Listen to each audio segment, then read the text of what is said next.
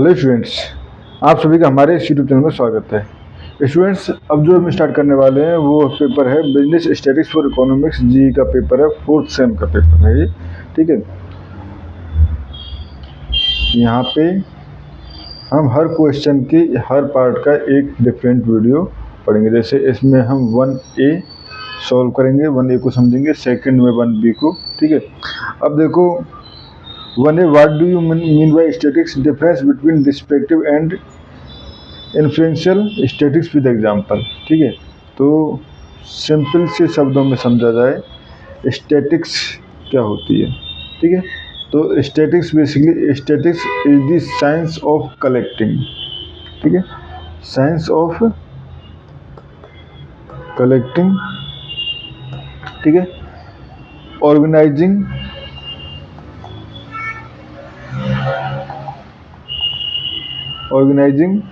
And presenting, analyzing, ठीक है, and ठीक है, इंटरप्रेटिंग न्यूमेरिकल डेटा,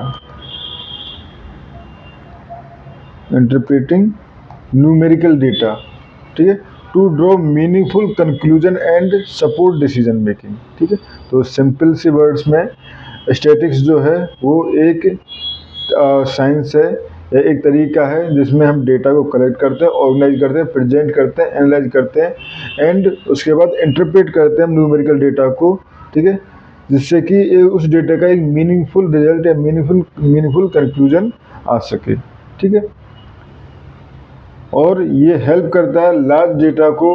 ठीक है, large data and making prediction और generalization about the population based on sample data. यानी एक सैम्पल डेटा लीजिए तो हम पॉपुलेशन के लिए कुछ एक रिजल्ट बोल सकते हैं। ठीक है, हम लार्ज डेटा को स्टडी कर सकते हैं इजीली यूजिंग स्टैटिक्स। ठीक है, इसके बाद आता है हमारे पास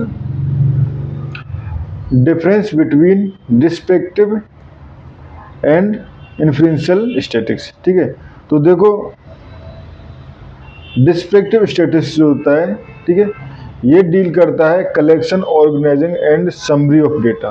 ठीक है, इसका मतलब डिस्क्रिप्टिव का मतलब क्या है, ये जो कलेक्शन जो है ये डील करेगा कलेक्शन को, ऑर्गेनाइज को एंड समरी ऑफ डेटा को। और इन्फ्लुएंशियल स्टैटिक्स जो है बेसिकली ये डील करेगा with drawing conclusion and making prediction. ठीक है, इन्फ्लुएंशियल जो है, influential statics drawing conclusion and making prediction about the population based on sample data. ठीक है, एंड अगर सेकंड डिफरेंस हम पर्पज बेस्ड देखें तो डिस्क्रिप्टिव स्टैटिक्स का पर्पज जो होता है to describe and present data in a meaningful way. ठीक है, describe and present data in a meaningful way. And वहीं इन्फ्लुएंशियल स्टैटिक्स का जो पर्पज होता है वो होता है हमारे पास टू मेक जनरलाइजेशन और test hypothesis about the population.